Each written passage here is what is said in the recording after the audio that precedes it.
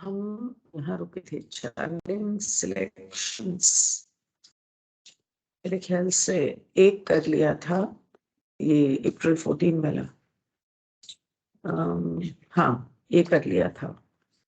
इसके बाद वो जब बच्चे की परवरिश के बारे में पूछ रही थी एक औरत कि मैं अपने बच्चे की परवरिश कैसे करूं ताकि वो आध्यात्मिक रास्ते पर चले और उसकी उन्नति हो, तो उसमें एक सेशन में तो उन्होंने ये कहा कि जरूरी है कि उसके आसपास के लोग जो हैं वो आध्यात्मिक रास्ते पर हों।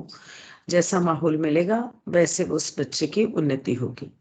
अप्रैल 24 को दोबारा इसी बात पर वो बोलते हैं, children are born with a type of personality or manifestation of awareness which is their heritage of previous experiences and knowledge.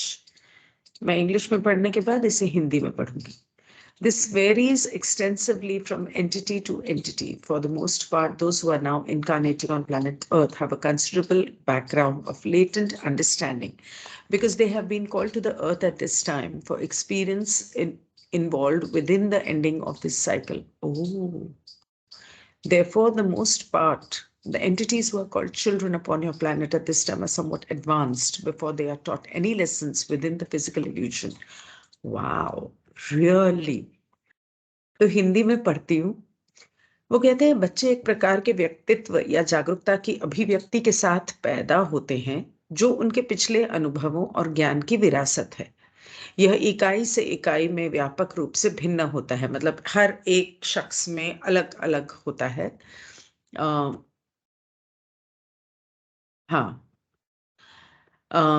अधिकांश भाग के लिए जो अब ग्रह पृथ्वी पर अवतार ले रहे हैं, मतलब कि पैदा हो रहे हैं, उनके पास गुप्त समझ की काफी पृष्ठभूमि है क्योंकि उन्हें इस समय इस चक्र के अंत में शामिल अनुभव के लिए पृथ्वी पर बुलाया गया है।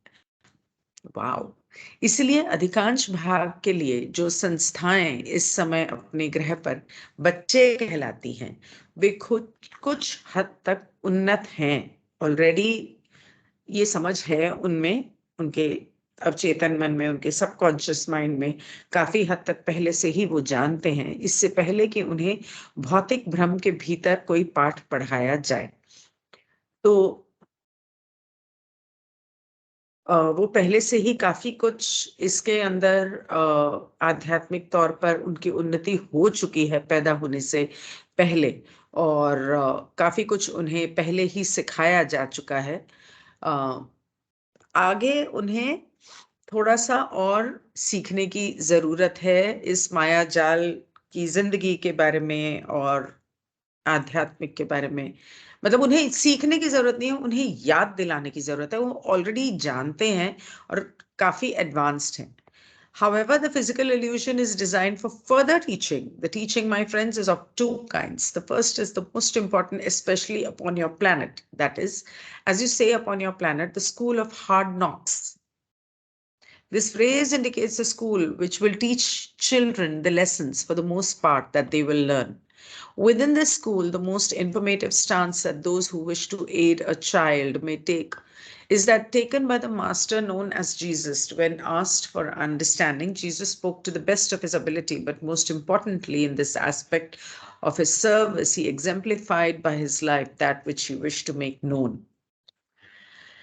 तो आगे वो कहते हैं, हालांकि भौतिक भ्रम को आगे के शिक्षण के लिए डिजाइन किया गया है एक खास तरीके से। मेरे मित्रों, शिक्षा दो प्रकार की होती है जो इन बच्चों ने इस धरती पर आकर सीखनी है। सबसे पहला और महत्वपूर्ण है आपके ग्रह पर, वो है आप अपने ग्रह पर कहते हैं कठिन दस्तक का स्कूल। मतलब कि बेसिकली इस माया जाल वाली जिंदगी को जीते हुए आपके कुछ लेसन्स होते हैं जिंदगी में जो आपने सीखने हैं। जैसे कि न्यूमरोलॉजी में हम आमतौर पर जब चार्ट करते हैं तो उसके अंदर काफी सारे लेसन्स होते हैं जिन लेसन्स को परफेक्ट करने के लिए और सीखने के लिए आप पैदा हुए हैं। कुछ नंबर्स ऐसे होते हैं जिनका लेसन मेनली आध्यात्मिक होता है और कुछ नंबर्स ऐसे होते हैं जिनका लेसन जो है वो कहने के लिए भौतिक या मायाजाल से रिलेटेड या रूट चक्र से रिलेटेड होता है, लेकिन अगर उसमें गहराई से देखा जाए तो वो भी आध्यात्मिक तौर पर मदद करने के लिए होता है। और एक इंसान का सिर्फ एक लेसन नहीं होता, अलग अलग जिंदगी के पड़ाव में अलग अलग लेसन्स होते हैं। तो बचपन में एक बच्चे के लिए कुछ एक खास लेसन होगा, जैसे जैसे वो बड़ा होगा वैसे वैसे उसके लिए लेसन बदलेगा। एक लेसन होगा जो उसकी पूरी जिंदगी के लिए होगा। कुछ 2-3 लेसन ऐसे हैं जो वो सिर्फ शुरुआत ही उनकी कुछ 30-40 साल की उम्र के बाद होती है, तब उससे पहले उन्हें उन दिक्कतों का सामना नहीं करना पड़ता, लेकिन उसके बाद वो सामने आती जाती हैं। तो अक्सर लोग कहते हैं ना कि पहले तो ऐसा नहीं था, लेकिन अब मुझे ऐसा लगता है, और पहले ये मुश्किलें नहीं आती थी, अब आने लगी हैं, क्योंकि आपका समय नहीं आया था। और अगर आपने ये लेसन्स अपनी जिंदगी में नहीं सीखे, जो पहले के लेसन्स हैं, तो आखिरी वाला जो लेसन होता है वो बहुत मुश्किल हो जाता है। इसलिए सही टाइम पर अपनी ये कमियों को जानकर, वो कमी नहीं है लेकिन आपके लिए एक सीख है, एक अध्याय है जो आपने, वो स्कूल में हम लोग पहले पढ़ते हैं और फिर परीक्षा देते हैं। जिंदगी में पहले परीक्षा आती है जो आपको बताती है कि आपने क्या सीखा नहीं है, आपको क्या सीखने की जरूरत है। तो जितना हम उसे पहले, अब अगर फॉर एग्जाम्पल किसी इंसान की जिंदगी में पढ़ाई को लेकर दिक्कत आती है, पढ़ने का मन नहीं करता, पढ़ाई बीच में किसी ना किसी वजह से छूट गई, पढ़ने का मन भी करता हो तो कई बार होता है बाप मर गया, पैसे नहीं हैं, या काम करना पड़ गया, इस तरह की बहुत सारी दिक्कतें आ सकती हैं। कई बार ये होता है कि पढ़ाई कर ली किसी न किसी तरीके से, लेकिन मन तो नहीं था।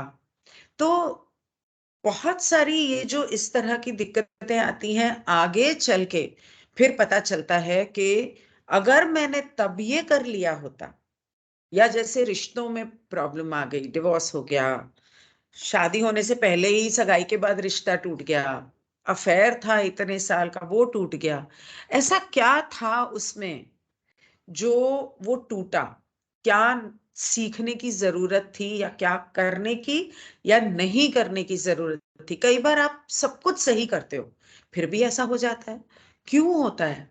उसकी भी कहीं ना कहीं कोई वजह होती है। तो ये चीजें अगर सही टाइम पर इंसान जान ले, फॉर एग्जाम्पल अगर, जैसे मैं हमेशा कहती हूँ कि बच्चे की न्यूमरोलॉजी चार्ट आप बच्चा पैदा होता है उसी समय करवा लो, अ, और उसका नाम उस हिसाब से रखो ताकि उसे आगे चल के जिंदगी उसके लिए आसान हो जाए, और जो उसने सीखना है वो वो बचपन से ही सीखने लग जाए, या एक तरह से उसके स्वभाव में आ जाए, ताकि उसके लिए मुश्किलें पैदा ना हो। अब जिनके बच्चे ऑलरेडी पैदा हो चुके हैं, बड़े हो रहे हैं, या आप बड़े हो चुके हो और आपको नहीं पता है, लेकिन इसका मतलब ये नहीं है कि पहले नहीं किया तो अब नहीं कर सकते, कभी भी कर सकते हो। मेन बात यह है कि उस चीज को जानना, एक बार आपने जान लिया कि मुझ में ये कमी है और मुझे ये नहीं करना है, वो मुश्किल होगा। कुछ एक दो चीजें हैं जो कि बहुत मुश्किल होती हैं, सारी उम्र कोशिश करते रहो नहीं होता, लेकिन एक बार आपको पता हो, जैसे कि फॉर एग्जाम्पल आपको पता है कि आपको खांसी किस वजह से हो रही है, तो उसका इलाज आप सही तरीके से कर सकते हो। अगर आपको पता ही नहीं है कि खांसी क्यों हो रही है, आप उसे मामूली सर्दी खांसी समझ रहे हो, और कहीं ना कहीं वो आपके गले में कोई लंप या ट्यूमर हो गया है, या कैंसर हो गया है, या तंबाकू की वजह से है, तो उसका इलाज अलग होगा। तो बहुत सारे लोगों की दिक्कत एक हो सकती है, लेकिन उसका इलाज अलग होता है, क्योंकि वो देखने में एक लगती है, एक होती नहीं है।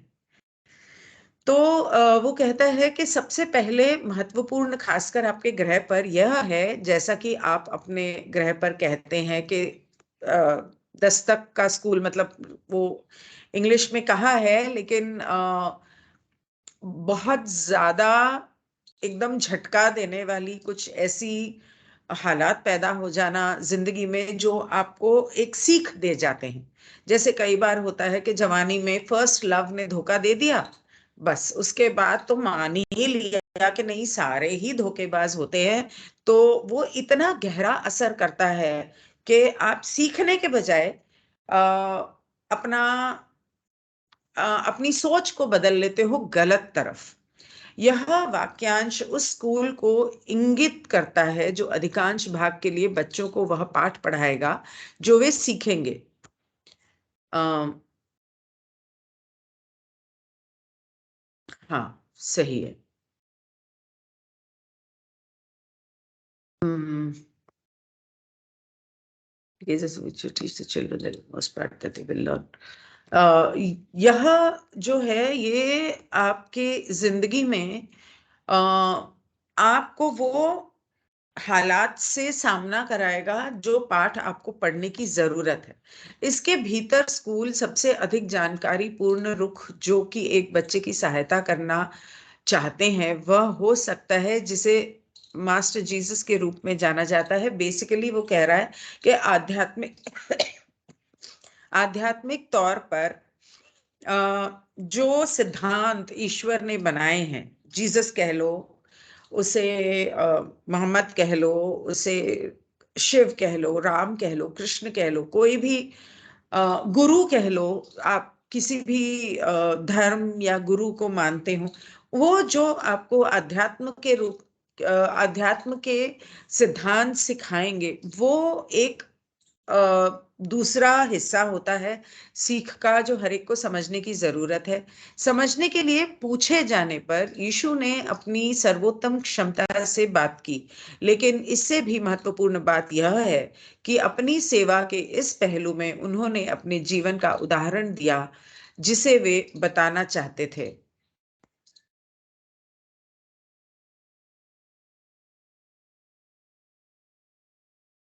Take is taken by the master, मतलब वो, ये मेरा इन्फेक्शन अभी तक ठीक नहीं हुआ है, 3 दिन दवाई नहीं लगाई तो फिर उभर आया। टेकन बाय द मास्टर, जब पूछा गया था तो जीसस से इस बारे में, तो उन्होंने अपनी समझ के मुताबिक जितना बेहतर हो सकता था बोला, लेकिन सबसे ज्यादा जरूरी ये है कि उन्हें जो वो लोगों को सिखाना चाहते थे, बेसिकली वो यहाँ पे ये कहने की का कोशिश कर रहा है कि अपनी सेवा के इस पहलू में उन्होंने अपने जीवन का उदाहरण दिया कि वो जो लोगों को सिखाना चाहते थे, उन्होंने पहले उसे अपनी जीवन में उतारा, उसे उस हिसाब से उन्होंने जिया, और वैसे उन्होंने लोगों को सिखाया। ये नहीं कि कर कुछ और रहे और बोल कुछ और रहे। Practice before you preach.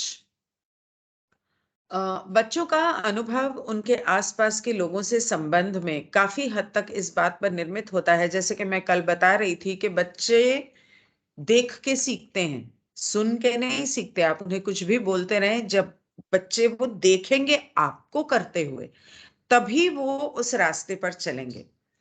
काफी हद तक इस बात पर निर्मित होता है कि वे बौद्धिक रूप से क्या प्रकट कर रहे हैं, लेकिन वे अपने अस्तित्व से क्या प्रकट कर रहे हैं, यह फिर से किसी भी बच्चे के शिक्षण का आपका सबसे बड़ा क्षेत्र है, और वह उदाहरण का क्षेत्र है। The experience of children as regards those around them is to a great extent built upon not which they are intellectually manifesting, but what they are manifesting by their existence. This again is your greatest area of teaching of any child, and that is the area of example.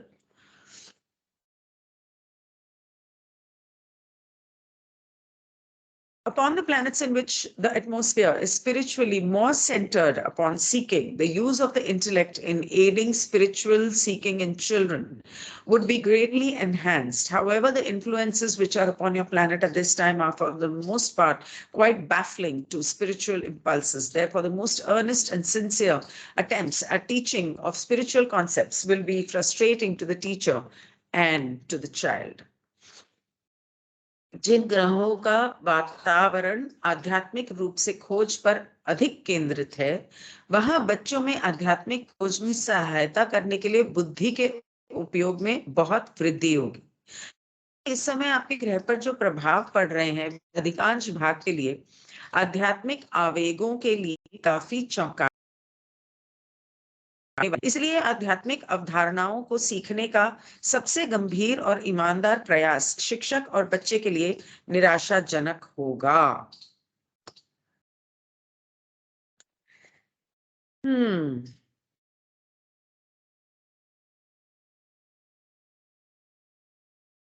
अपन सीखें जहां जिस ग्रह पर आमतौर पे आध्यात्मिक उन्नति सिर्फ तब होती है जब आप उसे ढूंढते हो या जानने की कोशिश करते हो, वहां पर आपकी बुद्धि का इस्तेमाल काम आता है बच्चों को उस खोज में निकलना सिखाने में।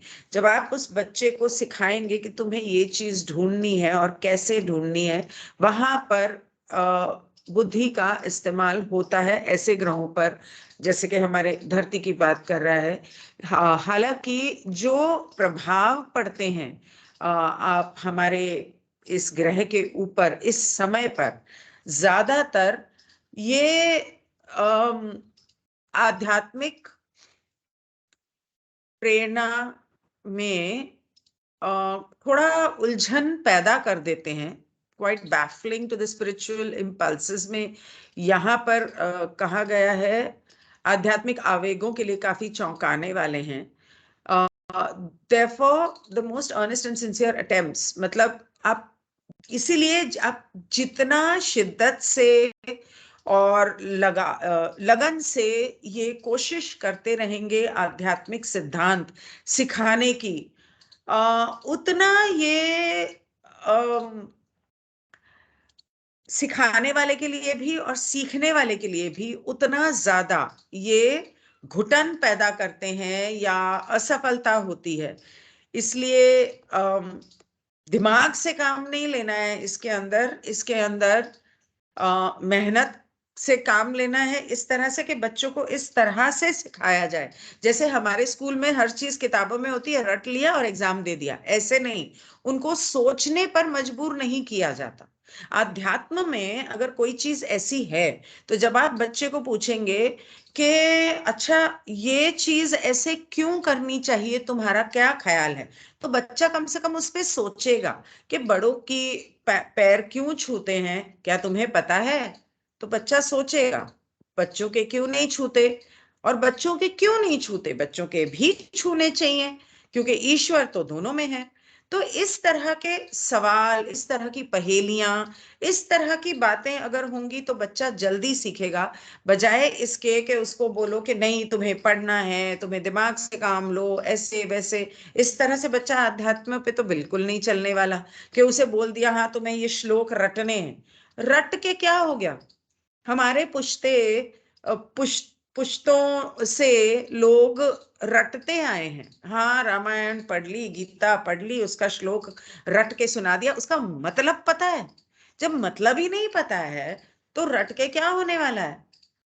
It is therefore recommended that when the opportunity for this type of intellectual teaching arises, that the truth be spoken and the frustrations connected with attempting to live the spiritual life within the confines of an unfriendly environment be accepted without undue disturbance or strain. Okay, did I share the screen? I hope so.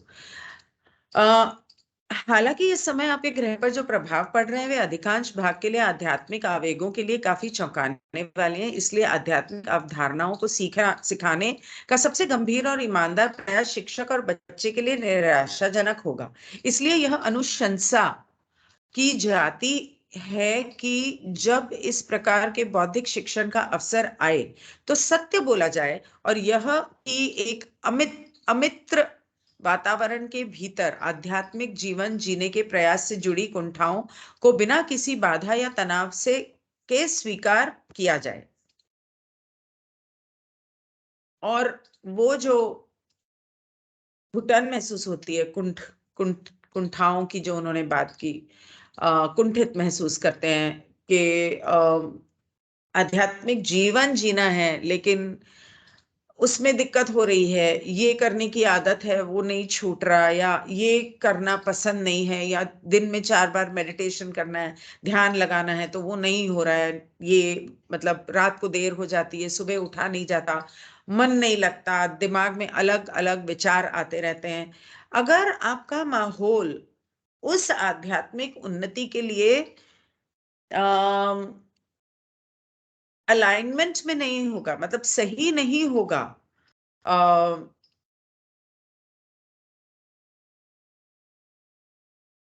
that when the opportunity for this the truth be spoken, that the frustration that attempting to live the spiritual life within the confines. और वो कह रहा है कि आपके चाहे माहौल ठीक नहीं है, उसे मानो कि हाँ वो ठीक नहीं है, लेकिन अपना कर्म करते रहो, अपनी कोशिश करते रहो, बिना किसी रुकावट के। अपने माहौल को मैं कुछ 2-3 दिन पहले यही कह रही थी कि कुछ दिन पहले ये बात हुई थी कि ईश्वर ने हमें पैदा किया है, अगर इस घर में, जिस परिवार में आप पैदा हुए हैं, जिस शहर में आप पैदा हुए हैं, जिस देश में आप पैदा हुए हैं, अगर आपको सिर्फ अध्यात्म पे चलना था तो वो आपको किसी पंडित या ब्राह्मण के घर पैदा करता, किसी टिबेटन मॉन्क के यहाँ पैदा करता। अगर उसने आपको ऐसे परिवार में पैदा किया है तो कुछ वजह होगी कि वो चाहता है कि आप ऐसे हालात में होते हुए आध्यात्म के रास्ते पर चलें कि शोर वाली जगह पर होने के बावजूद आप अपने कान की ये आवाज को सुने और अपने मन में शांत रहना सीखें। It is to be expected that there will be difficulty and confusion. Therefore, we say to you, there are 3 simple ways to attempt to aid. One is to be aware that children are, for the most part, already somewhat mature, and that, therefore, they only need direction. Wow, beautiful. यह उम्मीद की जानी चाहिए कि कठिनाई और भ्रम तो होगा, इसलिए हम आपसे कहते हैं सहायता करने के 3 आसान तरीके हैं। पहला ये कि इस बात से अवगत होना चाहिए कि अधिकांश भाग के लिए बच्चे पहले से कुछ हद तक मैच्योर हैं, वो जानते हैं, उन्हें सिर्फ थोड़ा सा रास्ता दिखाने की जरूरत है, इसलिए उन्हें केवल दिशा की आवश्यकता होती है। दूसरा ये, second is that the best direction comes from the daily abiding of yourself with the light of your own spiritual awareness. This is your best contribution to anyone that you meet. It is your life itself. By example, more have been aided than by any other more elaborate means. Truly said. दूसरा ये कि आपकी सबसे अच्छी दिशा आप अपने स्वयं के आध्यात्मिक जागरूकता के प्रकाश के साथ स्वयं के दैनिक पालन से आती है। किसी के लिए यह आपका सबसे अच्छा योगदान है कि आपका मिलना, तुम्हारे जीवन में क्या कर रहे हो, तुम जिससे मिलते हो वो तुम्हें किस माहौल में क्या करते हुए, किस तरह से जीते हुए देखता है। उदाहरण के लिए किसी अन्य अधिक विस्तृत माध्यम की तुलना में अधिक सहायता प्राप्त की गई है। भौतिक के भीतर पल पल का अस्तित्व आपको किसी अन्य इकाई को आपकी तीसरी सहायता प्रदान करता है। सच बोलने का प्रयास, जैसा कि आप जानते हैं, पूछे जाने पर हमेशा एक अच्छी बात होती है। What does he mean by that? The moment to moment existence within the physical provides you with your third form of aid to another entity. The attempt to speak the truth as you know it when asked is always a good thing. वो कहता है कि हर पल में आपकी जिंदगी आप किस तरह से जीते हैं, ये आपको तीसरा तरीका है, आप बच्चों की मदद कर सकते हो। जब भी आपसे कुछ पूछा जाए तो आप सच और सिर्फ सच बोलें, यही बेहतर है। We remind you that to forgive and to encourage amidst difficulties and setbacks and even failures is also a service. It is to be remembered as a principle that you are part of the infinite Father, and just as you yourself as a child spiritually are taught, but also welcomed upon whatever, terms. So in expressing yourself, you may remember that you may teach, but always above all, accept and love on any terms. हम आपको याद दिलाते हैं कि कठिनाइयों और असफलताओं और यहाँ तक कि असफलताओं के बीच क्षमा करना और प्रोत्साहित करना भी एक जरूरी सेवा है। यह एक सिद्धांत के रूप में याद किया जाना चाहिए कि आप अनंत पिता का हिस्सा हैं, और जैसे आप स्वयं एक बच्चे के रूप में आध्यात्मिक रूप से सिखाया जाता है, आप स्वयं एक बच्चे के रूप में आध्यात्मिक रूप से आपने सीखा है, लेकिन किसी भी शर्तों पर स्वागत किया जाता है। इसलिए अपने आप को व्यक्त करने में आप याद रख सकते हैं कि आप सिखा सकते हैं, लेकिन हमेशा सबसे बढ़कर किसी भी शर्त स्वीकार करें और प्यार करें। ये क्या हिंदी है? अब मैं हिंदी इंग्लिश ही पढ़ लेती हूँ। हम आपको याद दिलाना चाहते हैं कि किन्हीं भी हालात में आपको दो चीजें याद रखनी है कि माफ करना और किसी की भी गलती को माफ करना और उसे उत्साह दिलाना, मुश्किलों में भी या फेल होने पर भी या कोशिश करने पर भी, कामयाब ना होने पर भी उसे उत्साहित करना और उसे माफ करना, ये भी एक सेवा है। और ये याद रखो कि ये सिद्धांत जो है, ये सिद्धांत याद रखो कि आप भी उस अनंत रचेता का एक हिस्सा हैं, और जैसे आप एक बच्चे की हैसियत से आपने अध्यात्म सीखा या अध्यात्म के रास्ते पे चलना सीखा, लेकिन अपने तरीके से अपने आध्यात्म शिक्षा को आपने जो एक्सप्रेस किया या आपने उसे जताया, वो आपका अपना अस्तित्व है, आपकी अपनी एक पर्सनल रास्ता है जो आपने लिया। इस तरह हर बच्चे का एक पर्सनल रास्ता होता है। जैसे कल मैं बता रही थी कि आर्ट, म्यूजिक, सिंगिंग कुछ भी हो सकता है उस बच्चे के लिए। You may remember that you may teach, आप सिखाओ, लेकिन उसे वो आजादी दो कि वो उसे अपने तरीके से उस रास्ते पर चले। अब वो संगीत गाए, उसमें वो क्लासिकल गाए, वो हिंदी गाए या किसी और भाषा में गाए, आ, आ, किसी वो भजन गाए या कर्नाटक म्यूजिक या बनारस घराने का म्यूजिक, किस तरह से भी उसको, उसके लिए वो मेडिटेशन है। और करते करते करते करते उसे ऑटोमेटिकली वो अध्यात्म के रास्ते पे चला जाएगा।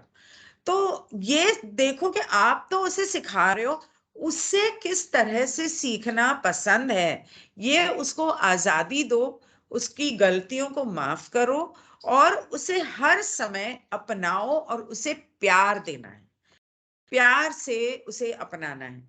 वी मैं पहले हिंदी पढ़ लेती हूँ। हम चाहते हैं कि हम आपको बता सकें कि यह सुनिश्चित करने का एक तरीका है कि एक मानव इकाई को निश्चित रूप से सहायता मिलेगी और उसे सही अवधारणाएं दी जाएंगी। दोस्तों, ऐसी कोई खुशी की खबर हम आपको नहीं बता सकते।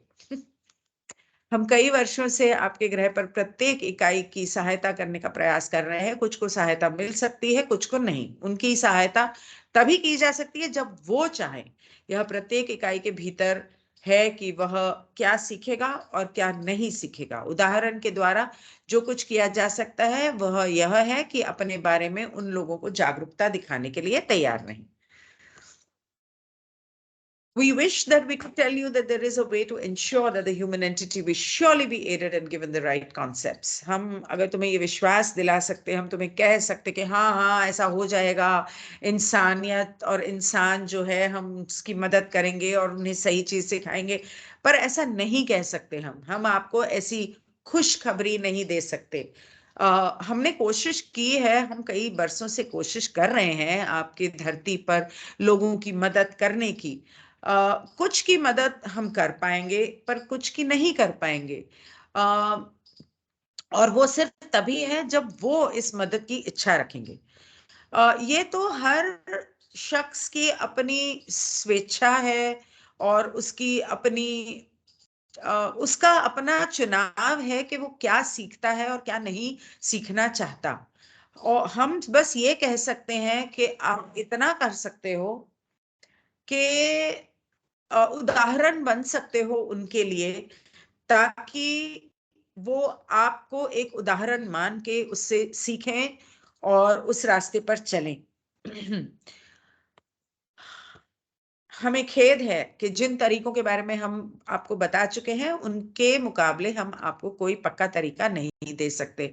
लेकिन पिता ने हम सभी को स्वतंत्र इच्छा दी, सबसे छोटा और सबसे बड़ा आध्यात्मिक रूप से समान है। इस ज्ञान में बने रहें कि सभी चीजें उन उद्देश्यों को पूरा कर रही हैं जिनके लिए उनका इरादा था, और आपको केवल अपनी पूरी क्षमता और अपने ज्ञान के बहुत दूर तक मदद के लिए प्रत्येक दिन के अनुरोध का जवाब देना है, और आप उन लोगों की सेवा कर रहे होंगे जिनकी आप सेवा करना चाहते हैं। ये लास्ट लेकर मैं खत्म करूंगी। हमें माफ करना कि हम आपको वो नहीं दे सकते जो आप मांग रहे हैं, कि हम आपको एक पक्का तरीका दे देंगे, हाँ हाँ अपने बच्चों को ऐसे ऐसे ऐसे ऐसे पढ़ाओ, पहले ये करना फिर वो करना फिर वो करना फिर। ऐसा तो हम कर नहीं सकते, क्योंकि ईश्वर ने सबको स्वेच्छा का हक दिया है। और जो सबसे कम पढ़ा लिखा है अध्यात्म के मामले में समझ लो, या कोई गोलियां चल रहा है पता नहीं क्या कर रहा है, या जो सबसे ज्यादा पढ़ा लिखा है, कोई अध्यात्म के रास्ते पे है या कोई अध्यात्म के रास्ते पे बिल्कुल नहीं है, ईश्वर की नजर में वो सब एक हैं। आध्यात्मिक तौर पे वो सब एक ही हैं। और ये जानकर, ये आप जानो और इसमें be stayed in the knowledge, मतलब ये समझो कि जितनी चीजें हैं वो उस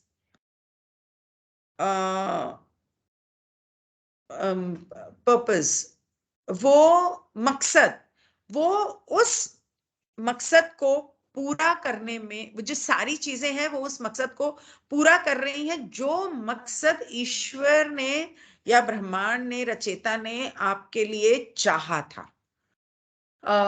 और and you have only to respond. और आपका सिर्फ इतना काम है कि आपको आपके सामने जो आ रहा है, आपको सिर्फ बजने दो। आपको सिर्फ इतना रॉन्ग टाइप से पॉज,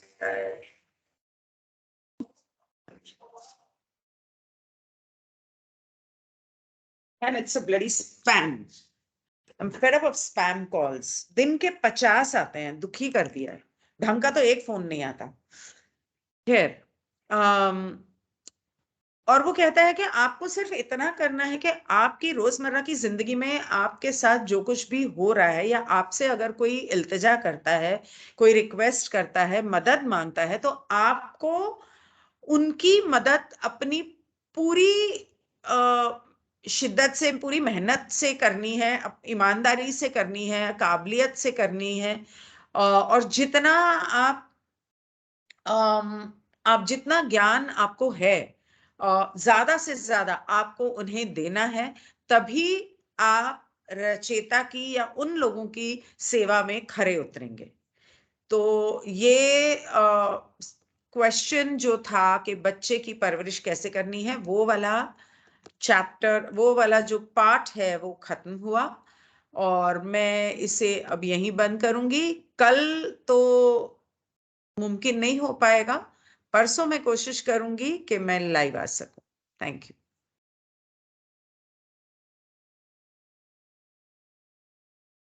गुड बाय।